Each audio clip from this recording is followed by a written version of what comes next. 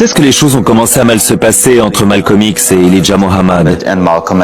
Quand Ronald Stokes a été tué, c'était clair et net. Ronald Stokes, un disciple de la Nation of Islam, est tué lors d'un contrôle de police. L'homme est abattu alors qu'il a les mains en l'air. Le contrôle était sans motif. À l'époque, la bavure fait scandale. Monsieur Mohammed l'a répété plusieurs fois, et il l'a même écrit noir sur blanc. Il nous disait, vous voyez ces hommes? Ce sont des musulmans, ce sont les fruits de l'islam. Si vous tuez l'un d'eux, vous devez mourir. Vous serez assassinés. Tout le monde craint une escalade de la violence. Fidèle à ses principes, Malcolm X se rend sur les lieux et il lance un avertissement clair aux forces de l'ordre. La Nation of Islam fait publier une simple protestation et jette le discrédit sur son porte-parole.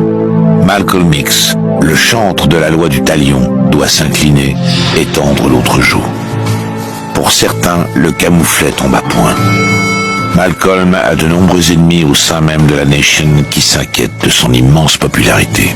Quand l'honorable Elijah Muhammad est tombé malade en 1962, on a tous cru qu'il allait mourir. Les journaux ont alors spéculé que Malcolm X serait désigné comme le successeur légitime.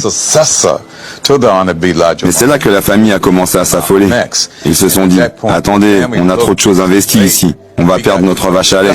L'honorable Elijah Muhammad considérait Malcolm comme son 7e fils, et ils ont tout mis en œuvre pour briser leur lien. Pour consommer la rupture, il ne manque plus qu'un prétexte. L'assassinat du président Kennedy. Elijah Muhammad a interdit à ses disciples de commenter l'assassinat de Kennedy. Le messager craint de se mettre à dos une grande partie de la communauté noire qui a fait bloc derrière le président démocrate.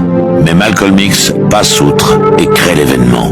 L'establishment blanc de l'époque a complètement déformé ses propos.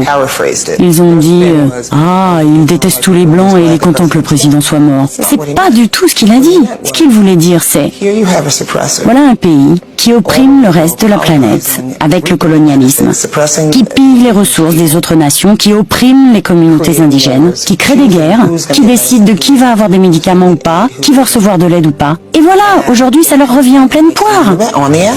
La réponse de la Nation of Islam ne se fait pas attendre. 2 semaines plus tard, Malcolm X est suspendu de ses fonctions. Certains frères ont commencé à dire, ne l'appelez pas Malcolm, appelez-le le rouquin. Il n'a jamais été un disciple du messager. Il mérite la mort. Je me suis dit, quoi? La mort? Non, c'est pas possible.